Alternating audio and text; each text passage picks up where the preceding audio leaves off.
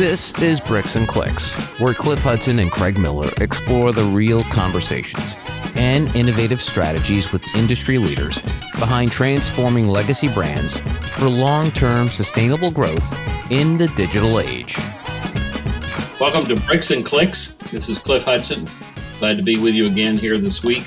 We're looking forward to a discussion with Bob Rosenberg. Craig and I are related to the use of technology and brand building. Bob was very much a part of working with us 15 and 20 years ago as we began this venture with Sonic. So many of you know of Bob Rosenberg. Bob spent 30 plus years building Dunkin Donuts, a brand that when he took it over as CEO as a young man in his 20s was hardly more than 10 outlets in the Boston area. And yet by the time he retired 30 years plus later, an international organization with thousands of outlets, multi-billion-dollar brand, one of the most distinctive in the United States.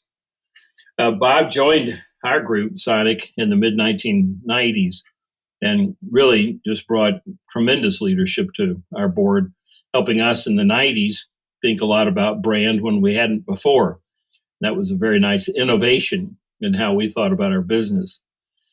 But it was probably 10 years after he had been on the board, I raised with the board at one point, I think about 2004, about technology, its role that we could see in building our brand if we integrated these different initiatives.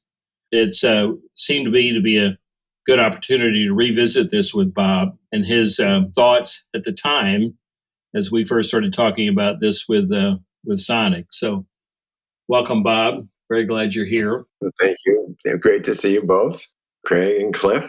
My pleasure to be here. We look forward to this discussion with you. I seem to have the recollection at the time, around that 2004 time period, that you probably were already having some similar discussions on another board in which you served, which was Domino's Pizza.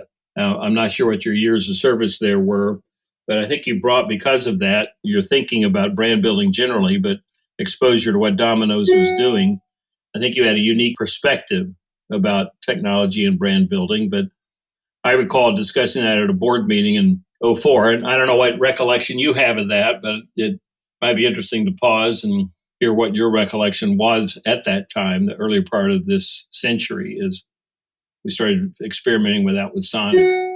Well, I had a real view seat watching Domino's become among the leaders, as did Sonic, Cliff and Craig, make the transition and understand the impact that the internet and the digital age was going to have on our business. Domino's first started to realize that probably back to exactly when you were talking about, and started with an investment in something called Pulse, which was a $25,000 point of sale system that would allow them to be able to take online orders, which had historically been dial up on the telephone. And they made a huge commitment, as did we at Sonic, to understand the impact this new technology was going to have on our industry, on our customers, the change of behavior. And from my vantage point, I had seen, because I go back a long time, giving away my age, I've been involved in our industry, in the QSR industry, quick service restaurants, for well over 60 years. And it goes back to the inception, when many of these businesses, driven by some really strong tailwinds of women entering the workforce, the interstate highway, started with operators, people who developed better service delivery systems to be able to serve the customer, particularly replicating what was once food made at home, was now increasing as women went from 1 out of 3 in the workforce over the next 50 years to 2 out of 3 entering the workforce. Had to provide an alternative for food in the home. And then we went through an era from operators who kept strong operational know-how and grafted onto that real understanding of mass and mass media and cable television and brand building onto that. And that was the second era that sort of took us right straight through to the beginning of the 21st century, when those people who were able to keep strong operations, great brand building, and grafted onto that a real commitment to technology, were going to capture the flag. In my language, that was basically be able to perpetuate growth and be able to satisfy the customer better than others. And both my seat on the Sonic board and my seat on the Domino's board gave me a firsthand insight into how important that commitment to technology was and what a difference it was going to make. And so that's sort of my perspective on what we were living through at that point in time. Well, I recall your being mindful, first of all, of your experience with Domino's, and they were a good bit ahead of us in terms of rolling out some serious convenience elements for their customers. I also remember, though, at that time, of course, through that time you were on our board, but and one of the earlier initiatives from a technology standpoint that we rolled out was a bit of a mimicking, you might say, of what service stations have been doing, which is attaching credit card readers at the stall in there, I would say, borrowing from Sonic, but pay at the pump, as I think most consumers would say, with a service station. But the reason I recall that, one, it just immediately preceded when I rolled out, or rather discussed with the board in 2004, what I was calling at the time kind of a techno-oval, the connection of these various touch points with consumers. We had already rolled out what we were calling pay at your stall.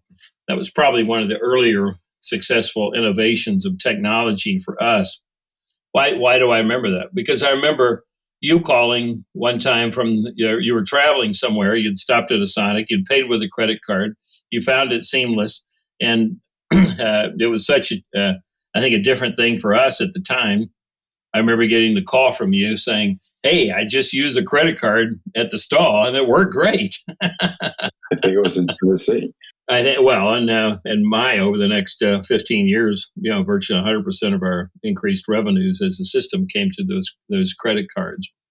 Craig, I don't want to do all the talking here, but this did just immediately precede your joining the company, but probably gave Craig too a different interpretation about Sonic and the potential with some of the things we'd already done, but particularly with the early on thinking about the techno-oval. And Craig probably has some recollection of that the first time he and I talked about the Sonic brand. Any recollections there, Craig? Yes. What really excited me, Cliff, our first conversation, when I often talk with CEOs or boards or executives, they typically want to talk about technology with me. Obviously, that's my background, and that's the primary role I play. But I was particularly kind of excited with our conversation. If you recall, really started with the customer, and we were in a conference room. First time you and I had met, we had spoken on the phone, and you had drew this big circle that you called the techno-oval, and with a customer in the middle. And so I think it's important for our listeners to also understand, if I kind of connect, my first experience and roll back to your pays example, which that vision, really was inspired again by the customer back in 2001, if I recall the story right. I was so excited to kind of hear that story, because it really started with you, an understanding at a Visa conference of the kind of data that was being collected to understand the consumer, where the consumer was going, paying with credit cards, the behavior of credit card transactions being a higher check, and you getting a lot of pushback from various folks in the organization on that. You kind of really helped drive and lead the idea of let's test this concept, because we were a unique service model. You used that example that you described, which was gas stations do this, pay at the pump. That story kind of really inspired me in our first conversation, because I knew that your vision really was centered on customer. Your vision was elevating the experience of the customer. And I wanted to be part of how we brought that to life. That was my recollection. of kind of what really inspired me and got me excited to join you and Sonic and Bob and the board to really drive that strategy. Well, that kind of innovation, it struck me that I kind of had license to do that in a lot of ways because the history of that with Sonic. And Bob, I'd be interested in knowing your thoughts. Let me kind of set that up, but your thoughts on other companies you've had exposure to, your own with Dunkin, but then also Domino, Sonic, and many others you've had exposure to. And that is, in many ways, long before Craig and I started working together on the technology initiatives, and before it laid out this techno-oval for the board in 2004 and pays, et cetera, I think I saw a history of innovation with Sonic that was very much a part of the brand. And I'd heard our founder, Troy Smith, talk over time about watching other drive-in restaurants that had parking perpendicular to the building. And yet he found when he put slanted parking for people to pull into, the convenience of that for the customer was they weren't looking into each other's cars. There was some sense of privacy about it. Between the slanted parking and music speakers on lot, and then ultimately communication speakers to order through, et cetera, Troy was the guy who believed in innovation in a way to make the operation smoother and have more convenience for the customer, but also that had kind of brand elements about them. So this seemed to be a history with our brand that had some elements of differentiation pre-significant use of technology, but we're part of the culture. I'm curious, Bob, in your experiences with Dunkin and otherwise, whether that kind of element of culture, innovation within a culture, you've seen that carry through in other aspects of their businesses and allow brands to develop differently than they might in a circumstance where innovation is not such a big part of culture. Any thoughts on that topic? Very much so. You both have touched on, and what I think is at the heart of the success of this industry. I have long observed and believed that what's driven this industry through each of the three eras is the centrality of the customer. And what is important to the customer, in my experience, has been really two things that have driven it. One is convenience. So when we talk about technology and innovation, we are a lot talking about the ease with which customers can touch the brand, touch the products, make it easier in their life, whether it's in packaging, whether it's in pickup, whether it's in delivery, whichever way they most find convenient. And at the core of it is what is best for the customer. Even when we talked about brand building before and adding value, a brand to me has always been sort of a shorthand for the goods and services on offer, which saves the customer time when thinking of a particular occasion. And rather than having to dial through yellow pages or trying to decide, you basically have built in their mind an image, hopefully through consistent execution, of what that brand represents. So those two elements have always, in my view, driven the industry. Convenience and value.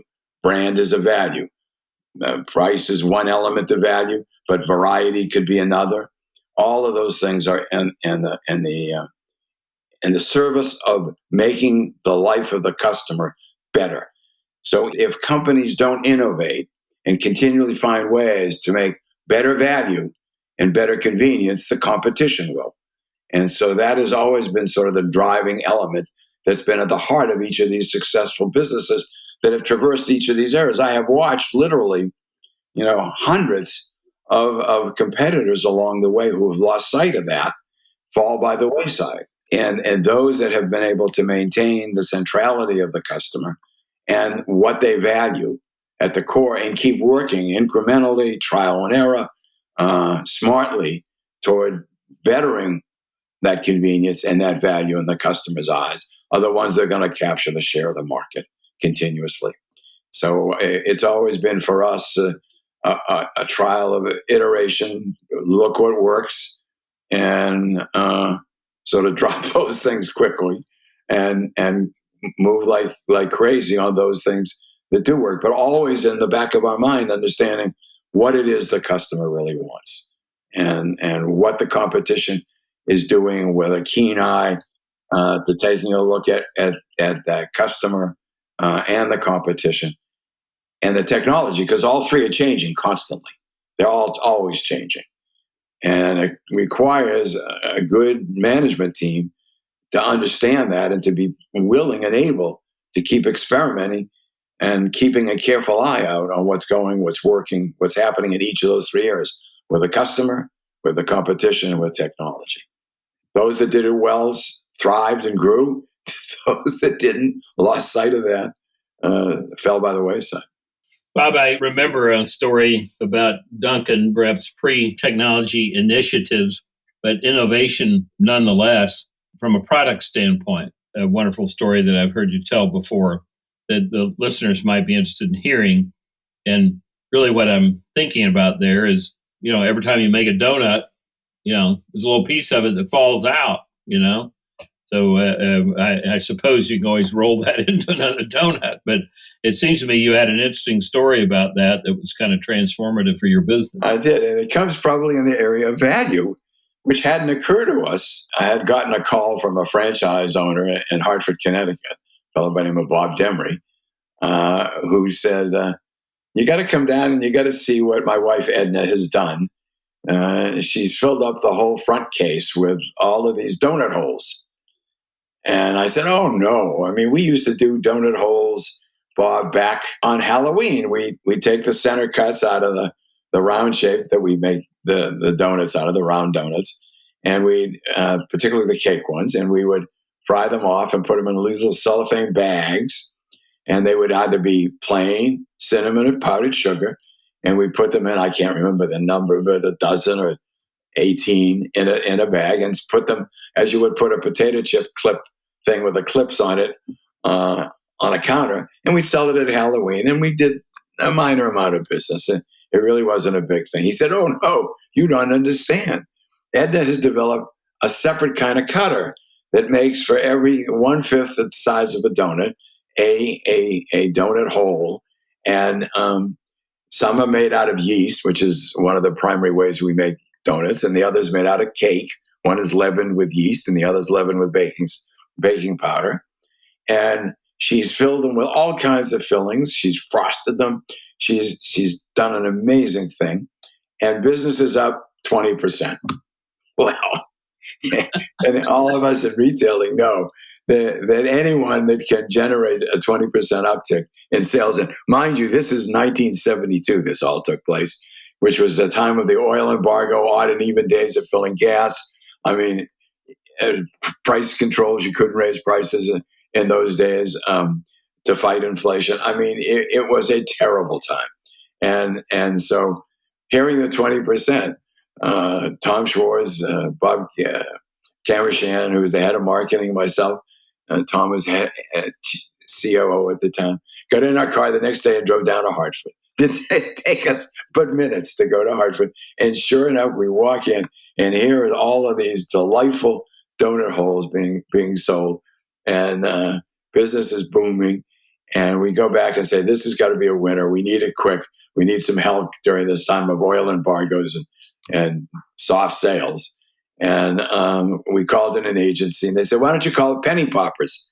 And we thought for a while, well, this is rampant inflation. We can't keep it at a penny. And then someone had the bright idea, can't remember who, why don't you call it Munchkins, named after the characters that are in The Wizard of Oz, which is shown every April on CBS. We checked out, and Jack's Cookie Company in Louisiana had the name of Munchkins, but they never used it. So for $1 a year, we licensed from Jack's Cookie Company the name Munchkins, and it was an immediate success. We put them in small packages of I think, as I remember, you're testing my memory now, a dozen, 2 dozen, and then a bucket of 30. And it was a huge success. And now we're talking about something that's 50 years later. It's still a vital part of the Dunkin menu. It's still one of the big mainstays of the business. And all came from an innovation by Bob Demry's wife, Edna, who created this tremendous innovation that luckily we were willing to listen to, and to get in a car and go down to Hartford. And it was a huge success story. That's a fun story. That's great. And I'm assuming that, the almost the rhyming element of the Dunkin Munchkin must have been a part of a marketing pitch along the way as well. But I can remember that innovation myself. And I suspect one of the things that was particularly popular about it was you mentioned value that had to have an appeal to a customer at that moment in time. But from an individual standpoint, the poppability, the ability to grab one of those and just pop it in your mouth, walk on, and kid yourself that it didn't count in your daily calorie count or whatever. What a clever and fun piece. And Cliff, for the listeners, I mean, as I listen to Bob, it's a wonderful story. Every time you tell it, it's just kind of extraordinary. But you kept hitting on the idea of value, and I think one of my favorite definitions of innovation is really innovation is change that unlocks new value for the customer in particular. As you describe these things, as you describe, Troy Smith and some of the very early innovations, as you described at Dunkin, what always struck me is that really successful brands, innovation. And Cliff, you had this, kind of in your book, Master of None. It's not a luxury. It's constant. You're constantly having to look at change that creates value for your customer and your business. And so, this was just part of the DNA of Dunkin, part of the DNA of Sonic. As we talk about technology, that was just the next opportunity. And as you made reference to, Bob, the age of the internet that really started to unfold in the 90s, but in a big way in the early 2000s and beyond, all of a sudden became the next opportunity to unlock value in the brand. And so that's the evolution, but very, very consistent behavior for some of the best brands in the world.